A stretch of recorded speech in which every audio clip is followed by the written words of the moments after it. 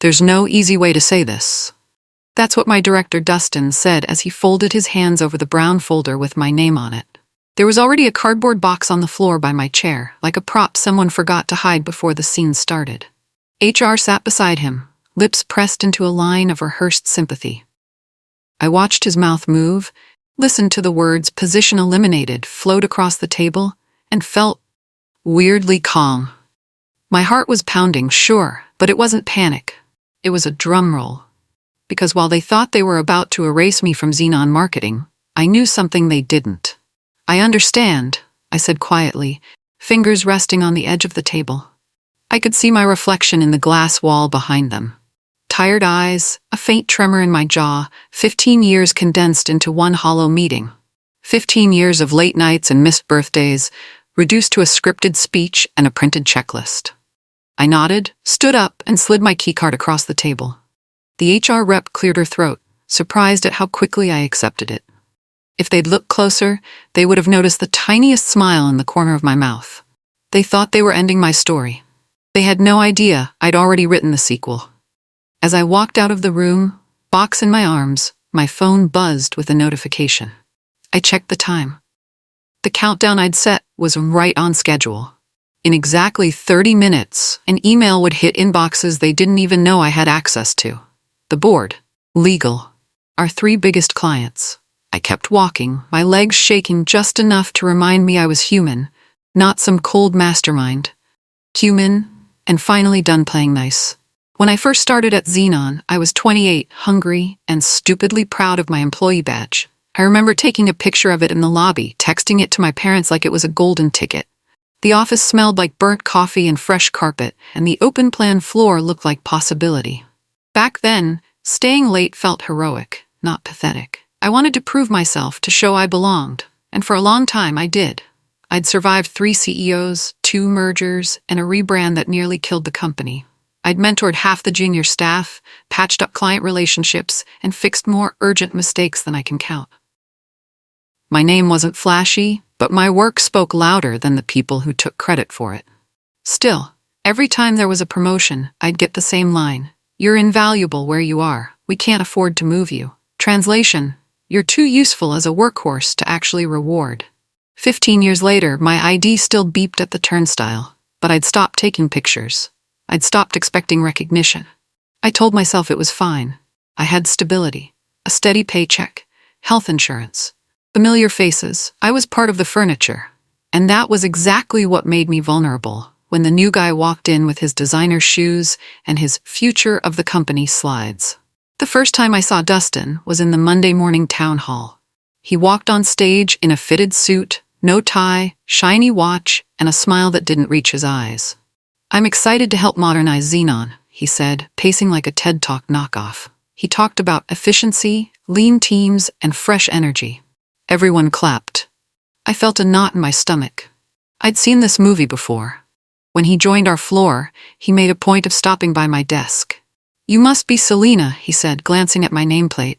"I've heard you're kind of the library around here." His tone made it sound like both a compliment and a problem. I smiled politely. "I've just been here a while," I replied. "I know where the bodies are buried." He laughed, but his eyes flicked away too fast. He started small, asking me to walk him through key accounts, then presenting my decks in meetings as if they were his.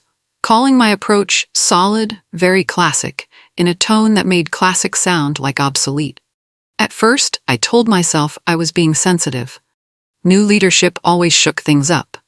But then he did something that snapped me awake. He removed my name from a client email thread I'd managed for 8 years, and I only found out when the client called me directly, confused why I'd gone quiet. That's when I realized this wasn't just change. This was erasure. The real slap didn't come in private. It came in the weekly strategy meeting. I'd spent my entire weekend fixing a campaign that was circling the drain. I restructured the budget, reworked the copy, and pulled a last-minute pitch that had actually impressed the client. When Dustin walked in with his tablet, I thought for one stupid second, he might at least acknowledge it. He clicked to the first slide and said, "So I stayed up late this weekend thinking about our approach here." My hands went cold. He talked through my strategy word for word. My phrasing, my metrics, He even used my small, stupid jokes I'd written in the notes. The team nodded, impressed. Our VP said, "That's the kind of thinking we need more of around here." I stared at the table, my heart banging against my ribs. I waited for him to say, "Of course, Selena did the heavy lifting here." He didn't. When I finally spoke up, voice too calm for how I felt, and said, "I actually built that deck," the room went quiet. Dustin smiled. "Of course, Selena provided some historical context. I just reimagined the structure." A few people shifted uncomfortably. Most just went back to their laptops. On my way back to my desk, one of the juniors, Priya, touched my elbow. "We all know it was yours," she whispered. "We see everything." It should have comforted me.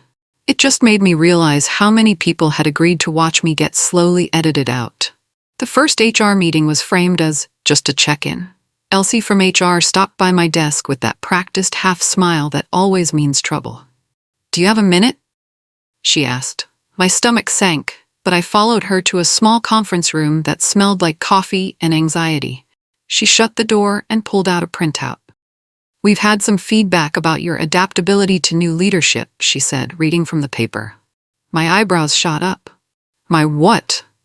she continued. "Something about resistance to updated workflows and difficulty embracing new processes." I wanted to laugh. I'd been the one teaching half the floor how to navigate those new tools while Dustin called them intuitive and disappeared into meetings. I asked her where this feedback was coming from. She glanced at the door before saying, "We can't disclose specific sources, but it's important you try to align with the new direction." There it was. No one ever says, "We're coming for your job." They just flood your file with vague concern. I walked out of that room with my pulse racing and my teeth clenched. I'd seen people go through this exact script. First the concerns, then the performance improvement plan, then the role elimination. I'd always thought I was too entrenched, too necessary to be on that list. Turns out, tenure doesn't protect you when someone wants your salary off their balance sheet. That was the day I stopped assuming my job was safe and started treating every conversation like evidence. That night, I sat at my kitchen table with my laptop open and a cup of cold tea I'd forgotten to drink. My inbox was a graveyard of "Thanks for all your help," and "Couldn't have done this without you" messages from over the years. I'd always read them when I needed to remind myself I mattered. Now I read them with a different question in mind. If they decide I'm suddenly underperforming, how easy would it be to prove the opposite? I started dragging emails into a new folder. Client praise, performance bonuses, screenshots of our CEO calling me rock solid in a company-wide thread. I downloaded budget spreadsheets I'd built, complete with version histories showing my work. I didn't feel like a saboteur. I felt like someone installing a seatbelt while the car was already skidding. Then I remembered the way Dustin had said, "Trim the higher salaries" in a meeting the week before, laughing like it was a joke. My chest tightened. I'd laughed too back then. Now all I heard was a threat. I opened my notes app and wrote one line. If they're going to script my downfall, I'm writing my own narrative too. That was the night I stopped thinking of myself as lucky to be here and started thinking of myself as dangerous if pushed. It happened almost by accident. Our leadership meeting ran late, and we ended up in one of the smaller rooms without the usual video setup. Dustin paced at the head of the table, amped up about quarterly numbers. "We're not hitting our margin targets," he said. "We need to cut costs. Legacy salaries, bloated roles, you know the drill." "By legacy, you mean people who've been here more than a decade?" I asked, my voice steady. A few heads turned. He grinned. "Oh, come on, don't make that face. It's just business. Some people get comfortable. We need lean, hungry talent." He didn't say my name. He didn't have to. My phone was on the table, screen down, voice memo app quietly running. I'd started recording these meetings after that HR check-in, just in case. I hadn't expected anything useful, but as he kept talking, about reframing performance to match restructuring, about making the numbers look healthy before the board review, I felt my fingertips buzz. This wasn't just office politics.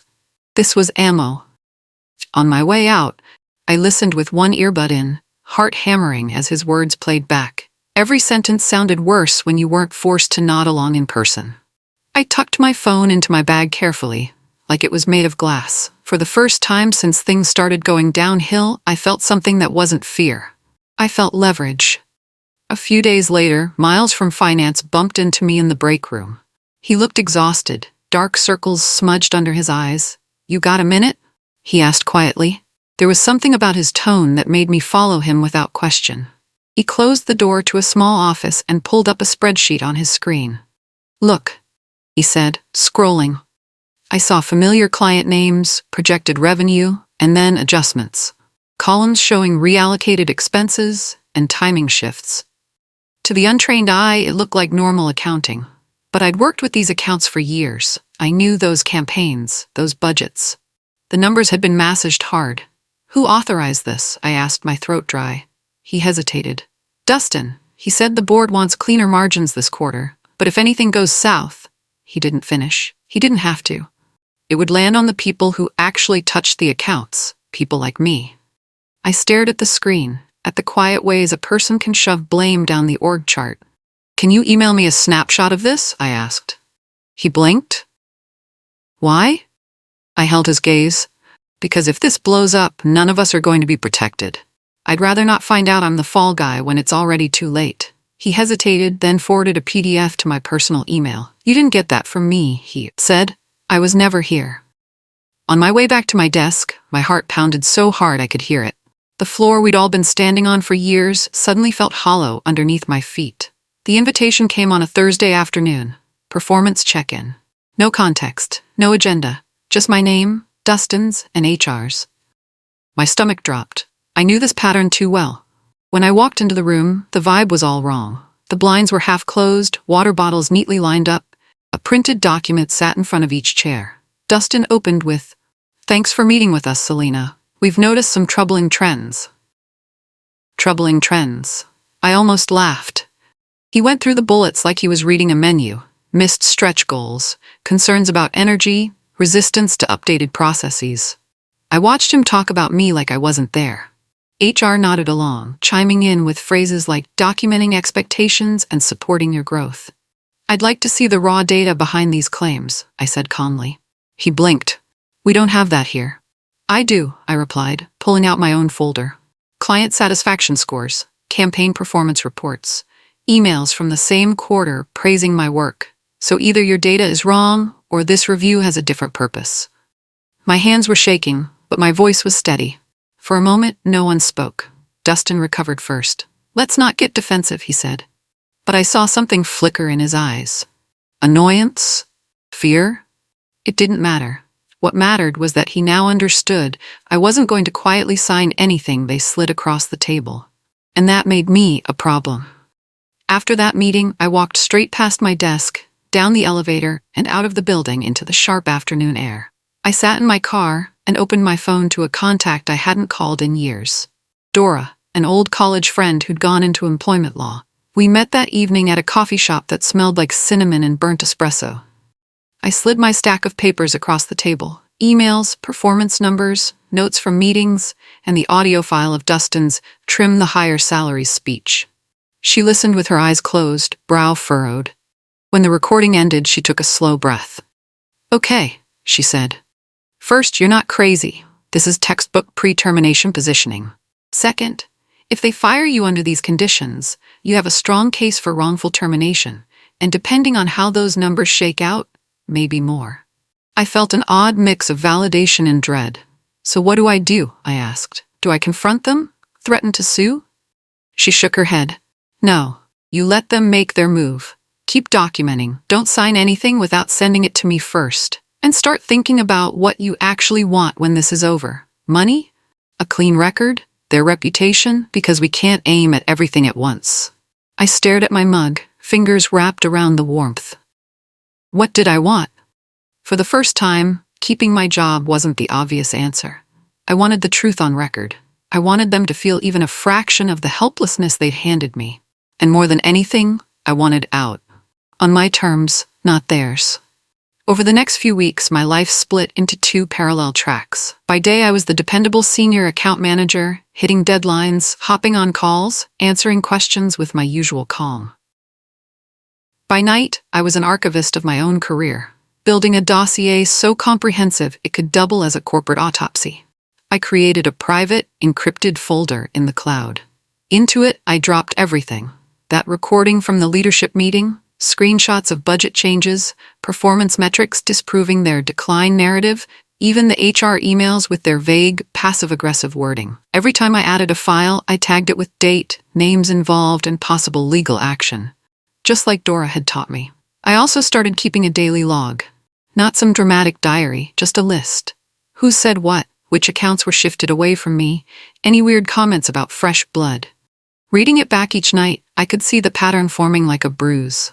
Isolate, discredit, replace. It should have broken me. Instead, it gave me something I hadn't felt in months. Control. I couldn't stop them from stacking the deck. But I could make sure that if the house collapsed, they wouldn't be able to pretend they hadn't been the ones cutting corners. The first whisper came from the most unexpected place, the break room. I was pouring coffee when I overheard two juniors whispering near the fridge, their voices low. "He told me not to loop her in," one of them said. "Said she's transitioning out." Transitioning out. The words hit me like a slap. I turned, and they froze, eyes wide like kids caught stealing. "Sorry," one of them stammered. "We didn't mean." "It's fine," I cut in, even though it wasn't. "Who said that?" They exchanged a look. "Dustin," the taller one whispered. "He said leadership is restructuring. He's already courting replacements for senior roles." I smiled, but it felt like my face might crack. "Thank you for telling me," I said. My hands shook so badly I almost spilled my coffee. I locked myself in a stall in the restroom and just sat there for a minute, staring at the door, listening to my own breathing. They'd moved from quietly undermining me to openly talking about my exit while I was still there. The disrespect stung almost more than the threat itself. But it also told me something priceless. The timeline had accelerated. Whatever they were planning, it would be soon.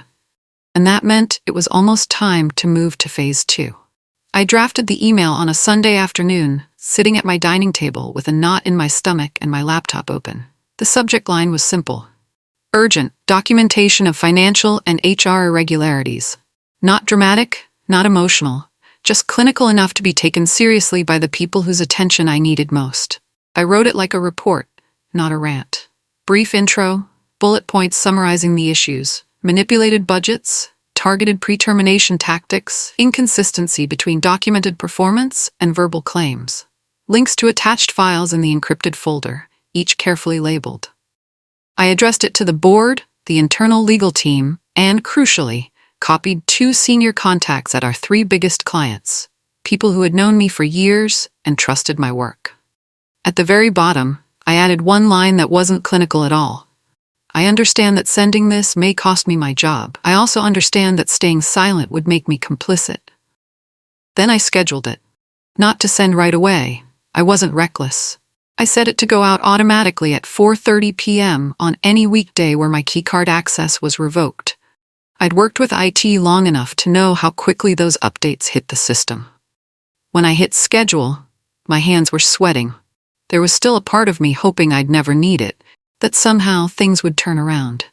But another part, the part that had been ignored and overworked and quietly sidelined for years, felt something else, a strange, fierce relief. On the morning everything finally broke, the office looked exactly the same, fluorescent lights humming, screens glowing. Someone had brought in donuts. It was almost insulting how normal it was. I cleared out my personal drawer before anyone else came in. Old birthday cards, a photo of my parents, the small plant that had somehow survived more rebrands than some executives. I left the stapler, the notepads, the branded mug. Those belonged to the company. The memories didn't. Priya stopped by my desk. "You okay?" she asked, eyes searching my face. I smiled, the kind you only learn to perfect after years of office politics. "I'm fine," I lied, "just tying up loose ends."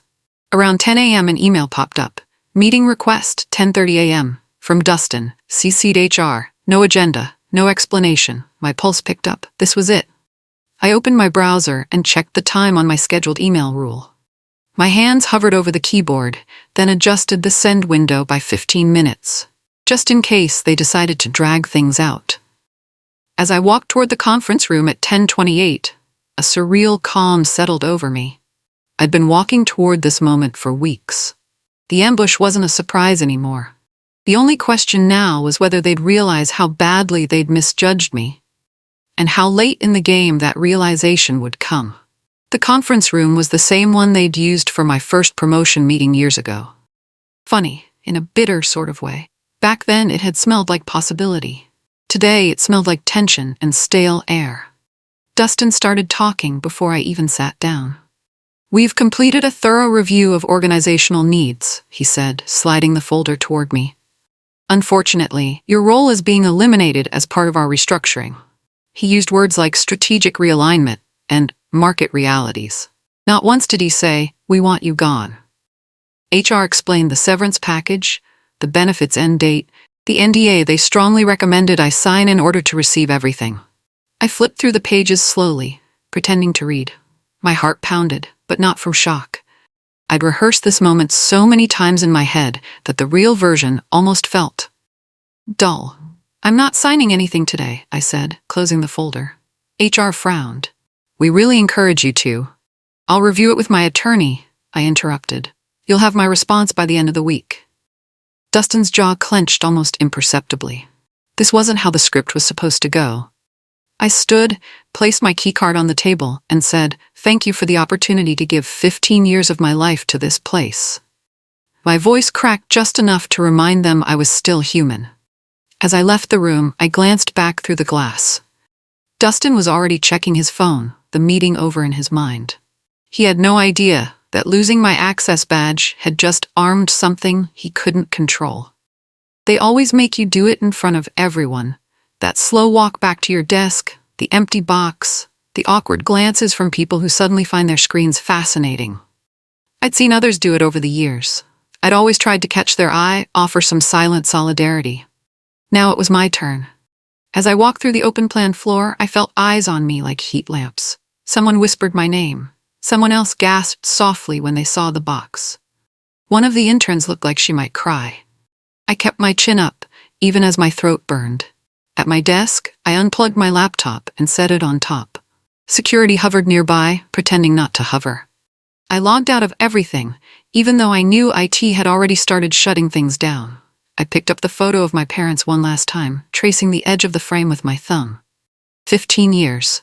Just like that. As I headed for the elevator, Priya stepped into my path. "This isn't fair," she whispered, eyes shining. "We all know it."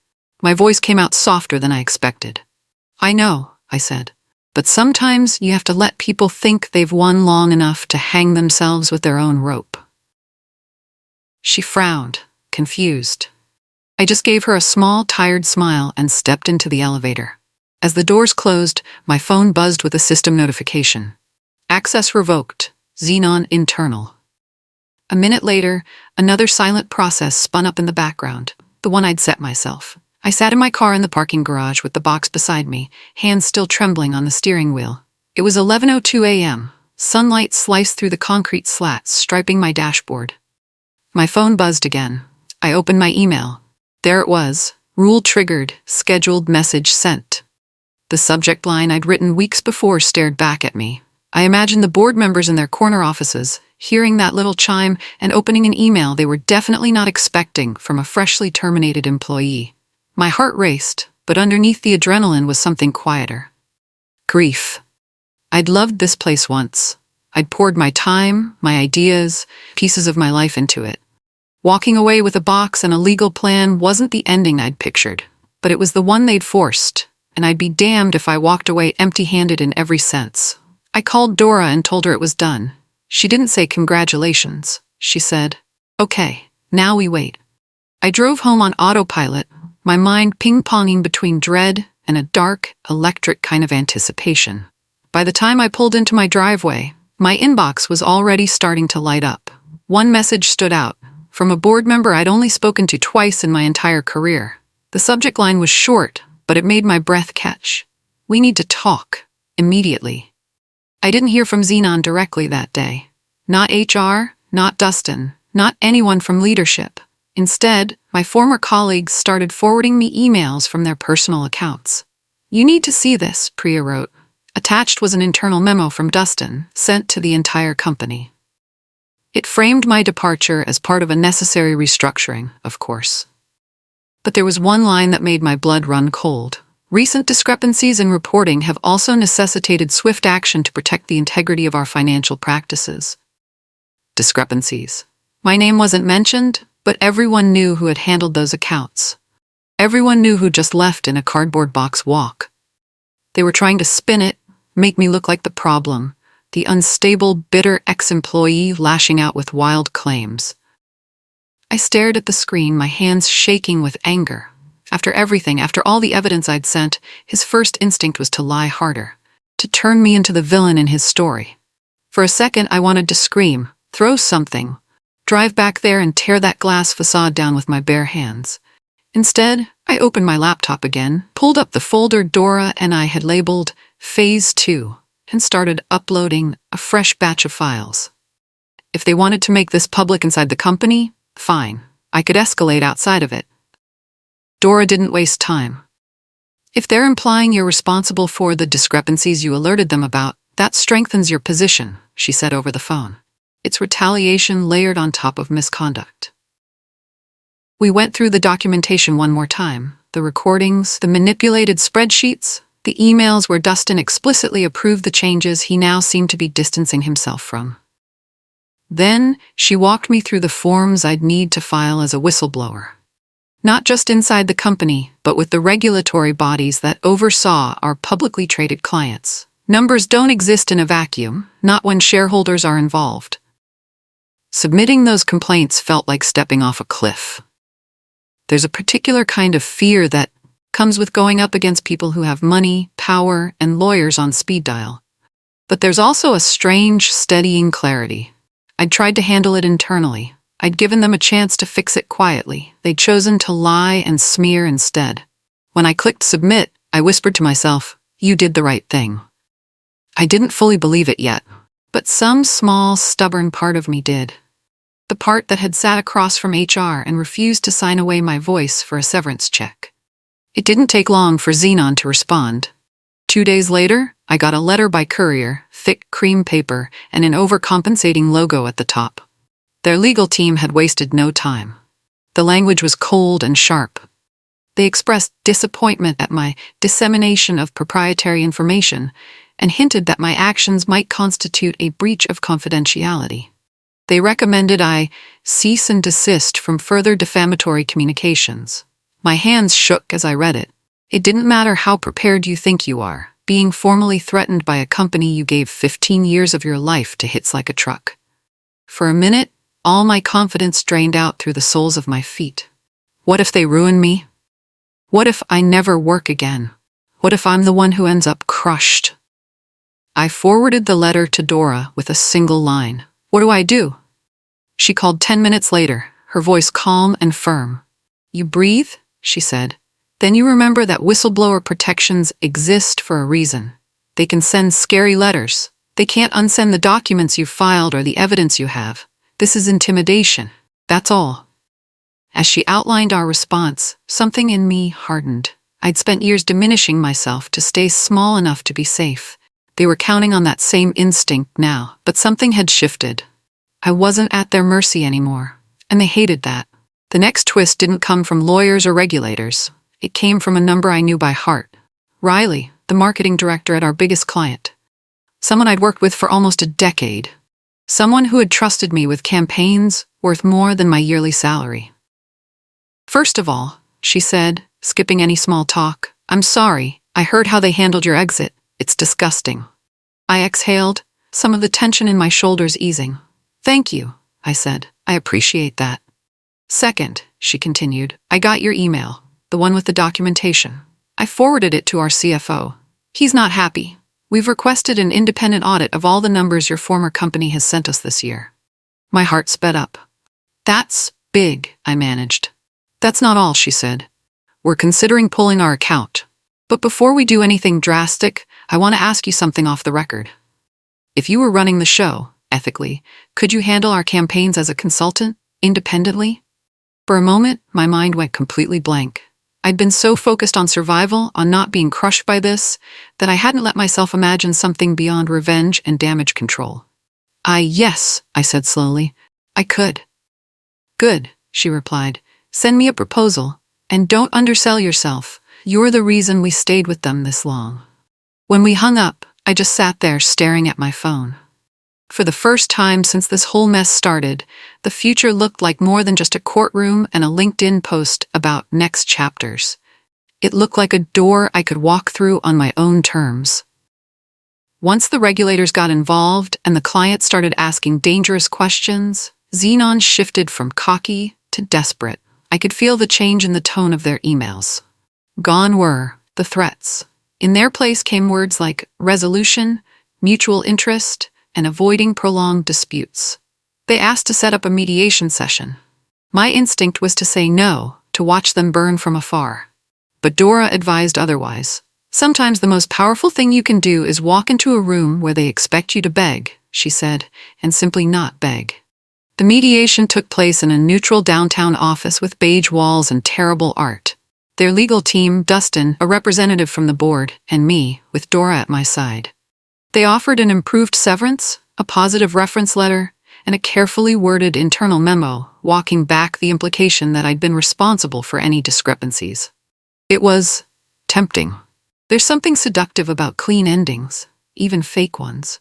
But I looked at Dustin, at the slight, almost smirk he couldn't quite suppress, and felt a flare of anger. This isn't just about me, I said. There are people still in that building who will be the next discrepancy if this pattern doesn't stop. In the end, we agreed on more than money. They committed, in writing, to an independent audit of all related accounts and to cooperating fully with the external investigation. They also removed all language questioning my integrity from internal communications and issued a new statement to the company, acknowledging my years of service in clear, unambiguous terms. As we left, Dustin wouldn't meet my eyes. It struck me then.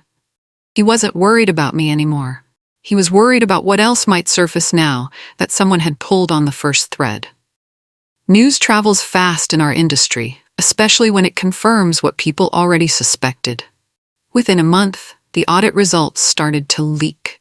Small at first, a whispered comment at a networking event, a vague post from a financial journalist about creative accounting practices at a mid-sized agency. Then, louder. One afternoon, my phone buzzed with a message from Miles, a screenshot of an internal email. The subject line read, "Leadership Update." The content was short, effective immediately. Dustin Hayes is no longer with Xenon Marketing. No, thank you for his service. No vague nod at new opportunities, just gone. Miles added a single line. He was escorted out in front of everyone. I stared at the message for a long moment. I'd imagined this, fantasized about it even, him feeling that same humiliation, that same sting of being disposable. But the reality was different than I'd pictured. My first feeling wasn't glee. It was sadness. Not for him, exactly, but for the waste of it all. The talent twisted into manipulation, the culture that had let him thrive until someone pushed back hard enough. Later that week, a colleague sent me a link to a trade publication. Buried in an article about trust in marketing partnerships was a line about Xenon facing serious questions about its financial reporting and leadership oversight. No names, no juicy details, but I didn't need them. I knew exactly whose choices had led them there. 3 months after I walked out with that cardboard box, I rolled out of bed on a Monday and didn't feel dread. My new consulting business, the one I'd thrown together with shaking hands after that call from Riley, had grown faster than I'd dared hope. Word got around. Clients didn't just want good work. They wanted honesty, stability, someone who wouldn't cook the books to hit a quarterly high. I worked from a small home office with a second-hand standing desk and a whiteboard full of ideas. I chose my clients. I set my hours. I billed at a rate that finally reflected the years of experience I'd been told were too expensive. And best of all, I brought people with me. People who'd been quietly trampled under the same system that tried to flatten me.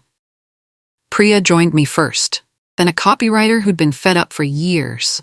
Watching them thrive in an environment where integrity wasn't just a word in a mission statement felt better than any revenge fantasy I'd ever had. This wasn't just about proving them wrong anymore. It was about building something better in the space they'd tried to shove me out of. Sometimes, In quiet moments between calls, I'd think back to that conference room, to the box, to the way my chest had burned with humiliation. Now, sitting in my own space, my own name on the contracts, I felt something else entirely. Pride. Not for what they'd done to me, but for how I'd refused to let that be the last chapter.